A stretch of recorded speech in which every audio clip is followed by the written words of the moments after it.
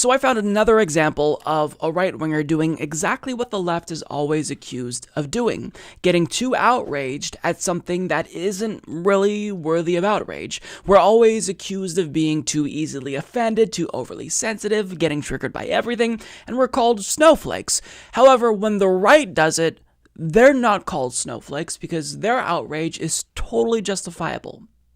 So when they get triggered by you desecrating the flag or kneeling during the national anthem, that's okay because they find that offensive, and any and everything that they deem as too offensive is, in fact, objectively too offensive. But whenever you get outraged, usually in cases of injustice, that's not okay because you're a leftist, and being on the left automatically makes you a bad faith actor. So obviously I'm being facetious, but I want to share an example of right-wing outrage that definitely won't be called out by people who oftentimes denounce the outrage machine and cancel culture. I'm talking about alt-right fuckhead Mike Cernovich, who got really triggered at something that Bernie Sanders put out on Instagram. He tweeted, "The Bernie Sanders campaign is using footage of an assassination attempt against Trump as a political ad. This is a direct incitement to violence by Bernie Sanders." Now, what is this incitement to violence he's talking about? This.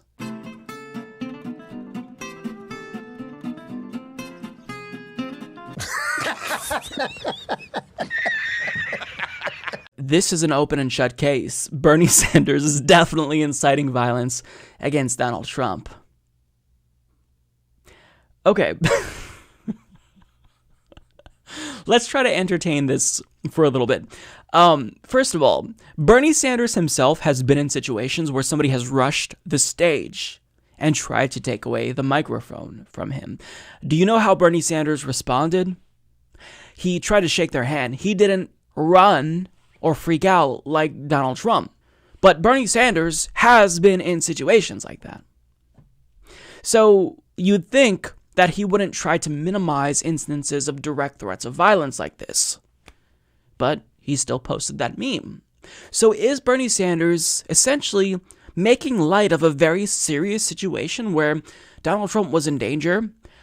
No, because if you talk to the person who tried to rush the stage that day, he is very clear that he was not trying to harm Donald Trump. This is what he said about his reasoning for rushing the stage back in 2016. What were you thinking?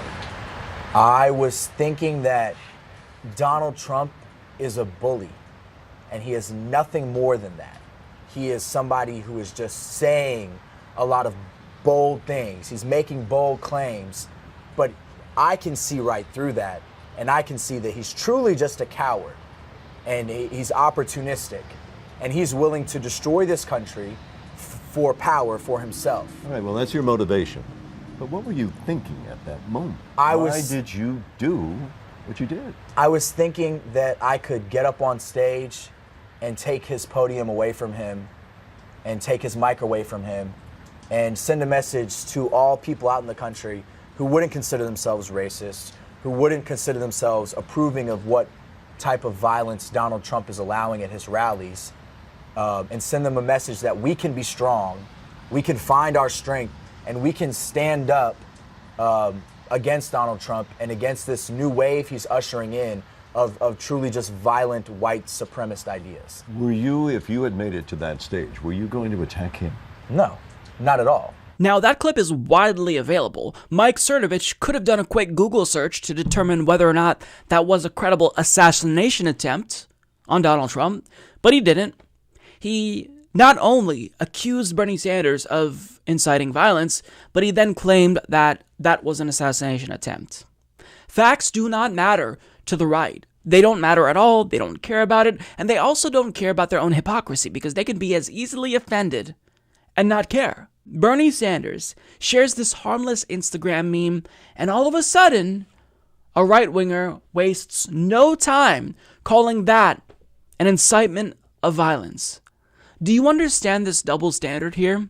This is what happens all the time. This is a microcosm of a broader issue because the left will get demonized as fascistic because they're milkshaking fascists. However, the right will literally kill people and commit the overwhelming majority of domestic terrorist attacks, but they still find a way to demonize the left as the ones who are more violent.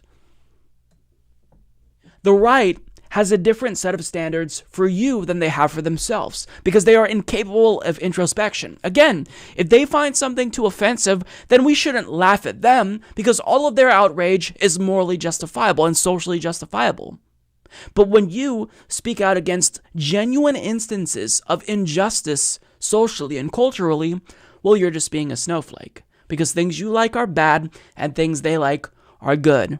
These are bad faith actors, and this is why there can be no alliance between the left and the right in any capacity. We have to defeat these people politically and socially, because if we don't, then you can deal with a set of double standards for everything. They can be outraged, but you can never be outraged. The far right can do a majority of violence in this country and literally kill people. Meanwhile, we're all focusing on Antifa, regardless if you agree or disagree with our tactics. This is the way that the right is able to monopolize political discourse and create whatever narrative that they want. And even if we push back against it in mainstream media, we have no money on our side. David Dole did a video where he talked about how, these right-wing YouTubers, they pay hundreds of thousands of dollars on advertising. Meanwhile, the left is not.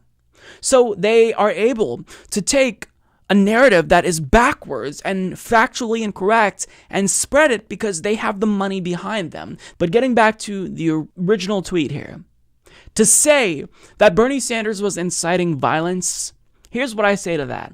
Grow the fuck up, snowflake. Stop being too easily offended and easily triggered. Mike is a total loser, so don't hit the subscribe button, okay? And whatever you do, folks, do not hit the notification bell either. Mike treats me so unfairly.